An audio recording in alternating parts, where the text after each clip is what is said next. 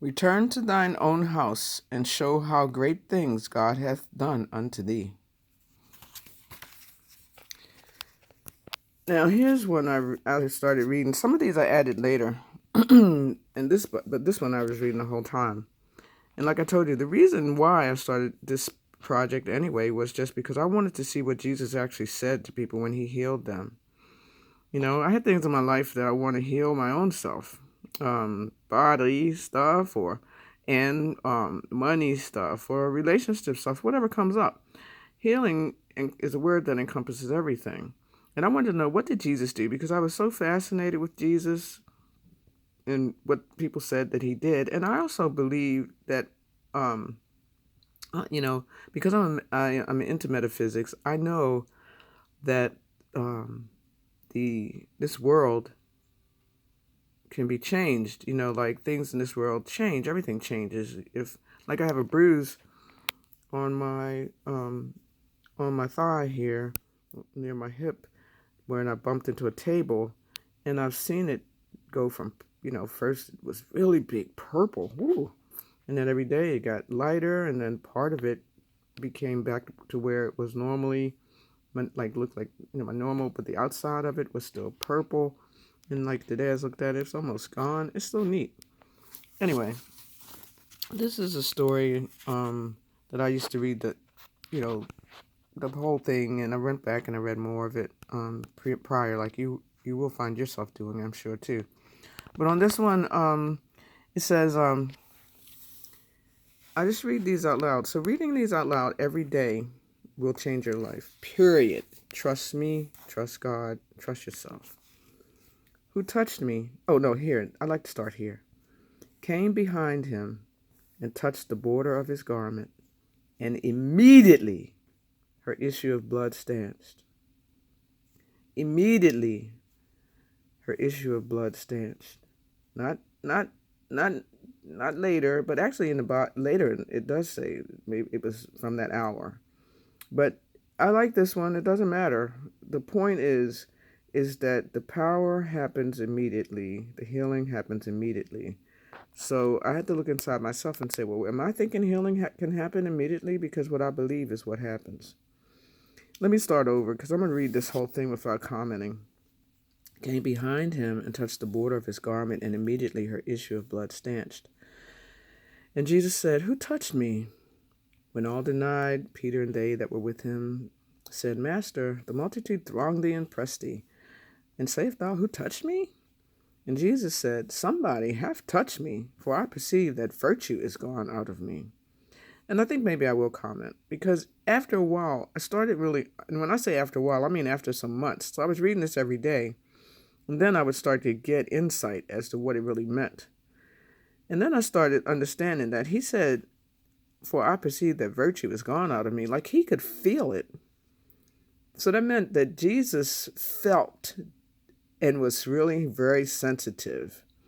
No matter what was going on, he was highly aware. He was highly alert. His awareness, highly sensitive. And these are qualities that we have, you have. And if your senses are so dumbed down and numbed out because of being distracted by whatever the distractions, could be the TV, and this environment we live in general is very, very, very, very noisy, in my opinion, because every place we go, whether it's to outside, to like walking down the street, you got cars that are blasting. Sometimes there you go to a mall or to some place to eat, a restaurant, and it's all that music. You can go to the bathroom and there's music. This black, go shopping, get something at a store, there's music. So we have to numb ourselves and dumb ourselves down just to survive in this very noisy world, and all the bright lights just everywhere, just not just like boom, those halogen lights when you're driving, or just in general trying to look out the window. It's very, very noisy. So Jesus didn't have all those types of distractions, but we do. So it's important for us to intentionally stop looking and listening to all that stuff so that we can have ourselves be sensitive enough to know, so that we could feel things that perhaps we aren't feeling. All right. So, and also when he says the virtue is gone out of me, you know, this healing power is an energy. I often think of it essentially, one of the ways in which we notice in our own lives that we have energy, sometimes is like if you exercise a lot and then you realize, ooh, I feel really tired, I have to lay down and go to sleep. Or if you've been doing things and you feel really tired, or if you have an orgasm, energy left you right away, boom, and then you feel incredibly different, like afterwards, like that a certain kind of energy has left you, you feel that. So when he says, please don't be offended because I put it that way, but that's one way of, I thought of immediately about energy, and noticing that he says, somebody have touched me, for I perceive the virtue is gone out of me. He felt some of his energy had left him. And don't get it twisted either, because I'm not trying to say nothing about the touch that she had. So it's really, and of course, if you're listening with your heart and not some crazy part, some other part of yourself, you'll know what I mean is specifically. I guess that's my fear talking, like somebody's going to misinterpret what I'm saying. So I released that fear. Anyway, and when this woman saw that she was not hid, she came trembling, and falling down before him, she declared unto him before all the people for what cause she had touched him, and how she was healed immediately. Again, this point about being healed immediately. And she didn't have to fall down. I mean, I guess she felt embarrassed or whatever she felt. We can try to imagine like what it was like to be her. And here she done did this thing, and everybody, because back then, people were, and the same as they are now, judgmental. So maybe she was like, oh damn, I need to, lower myself and say, oh, I touched because I had this issue of blood for 12 years. So she was almost apologetic, it seems like to me. And he said unto her, daughter, be of good comfort. Thy faith hath made thee whole. Go in peace. So he told her, don't worry about that. And then he said, thy faith hath made thee whole. And then he told her to go in peace. So we have to understand, I had to understand that my faith makes me whole. I can have peace, and I don't have to worry about what people think. Now let's go to the rest real quick.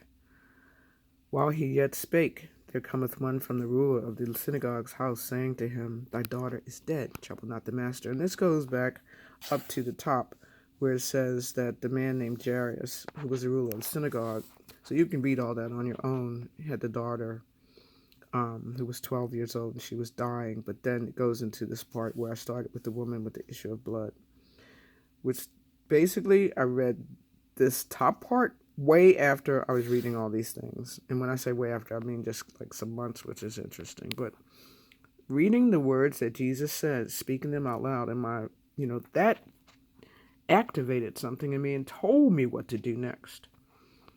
Okay. This part, somebody came from the ruler of the synagogue's house, speaking to him and saying, thy daughter is dead, trouble not the master. But when Jesus heard it, he answered him, saying, fear not, believe only, and she shall be made whole. So Jesus always tells you what to feel, how to feel. He always emphasizes not to fear. That's one of the big deals about him. He constantly says to fear not. He says it repeatedly, and you're going to see that. And so I really understand that that's important for me to get it when I am fearing or not. And Jesus is very positional. He stands true to this way of seeing the world and engaging with the world solidly, that the Father, that the world he lives in is something that he can change the atoms of. He says, "Fear not, believe only, and she shall be made whole." And when he came into the house, he suffered no man to go in save Peter and James and John, and the father and the mother of the maiden. And all wept and bewailed her. And he said, "Weep not, she is not dead, but sleepeth." And they laughed him to scorn, knowing that she was dead. And he put them all out, and took her by the hand, and called, saying, "Maid, arise." And her spirit came again, and she arose straightway. And he commanded to give her meat. Now, all this is to say, what I interpreted, what was revealed to me, is so juicy. This one has so much. He tells them to fear not and believe only. So that's really important for me to know, that I get to, inside my own self, fear not. Inside myself, I believe only. And inside myself, I believe that she will be made whole. I will be made whole. The situation will be made whole, as long as I fear not and believe only. So taking these in and letting them mean something, that's what's really important about reading this, because it changed my ability and my awareness of my fears, my beliefs. And then when he came in the house, he suffered no man to go in save Peter and James and John. Peter, we say means faith, and James is strength, and John is love. And the father and the mother of the maiden. So after some months, I probably 6 months or more, I started understanding that this story pertained to almost to any idea that I have, anything I wanted to create. Because I was the father and the mother of the idea, the maiden, the idea of whatever it is I want to create. Because I have things in my life that I wanted to create, or that I am creating, want to create. There's a list of things. Let's say one of the things is getting a new floor here in my house, and then some other things. So ideas are in my mind. I'm creating ideas, and I have to have faith and strength and love for the idea to take place. But because in this story, even though Jesus had these people go in, they were able to go in, they couldn't keep it together, and all wept and bewailed her. That is not the place where you can actually create the thing you want. You can't believe that you can't have the person be healed. You can't have the idea come into fruition if you are stuck in fearing, and therefore you're weeping, or sadness because you're weeping, or frustration that you're weeping, and bewailed her and talking and crying about it, saying, "Oh, oh, oh." And he said, because he says, "Weep not, she is not dead but sleepeth." So he's telling them that they got to cut that out. They got to stop weeping. They got to stop bewailing. They have to stop that emotion. They have to stop putting that vibration out. They have to change that thought in their mind. They have to stop that. You have to stop that and I have to stop that when it's going on about a situation, because these lessons are teaching me how I get to see that I'm doing that and stop it. but sleepeth. And they laughed him to scorn. So they didn't believe him and laughed him to scorn, knowing she was dead. First of all, they laughed him to scorn. That means that they didn't believe him, and they were so pissy about it that they were scorning him. And like, you can't be serious. This is ridiculous.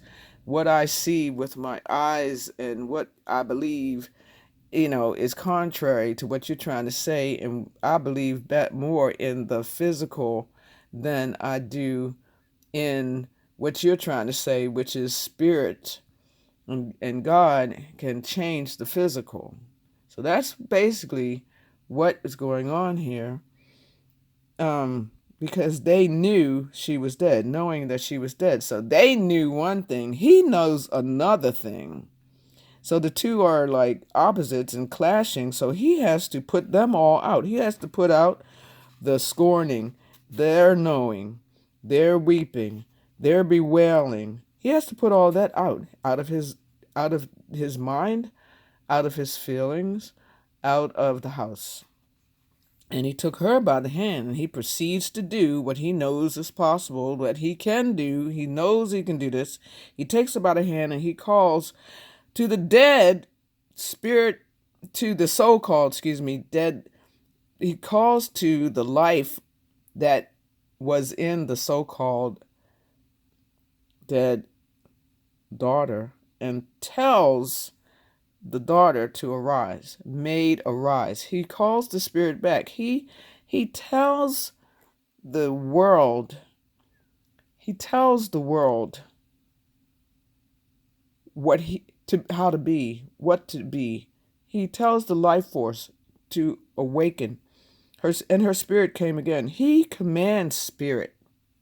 Actually, literally, I just got that just now. He commands spirit, and she arose straightway, and he commanded to give her meat. So this is a very important story that helps me a lot when I read it every day, because it teaches me that I can command spirit. It teaches me that I can stop myself from engaging and indulging in negative emotions that are creating the other thing that I don't want, and put my energy into believing and having faith and commanding spirit to get the thing I do want. All right, with that, go to the next one.